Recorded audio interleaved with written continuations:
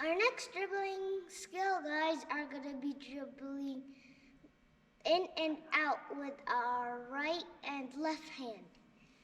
This cone is going to be in, and this cone is going to be out. Wait.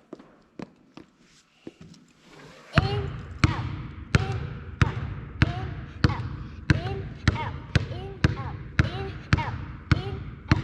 It's kind of difficult, guys, but the more practice, the more it gets better.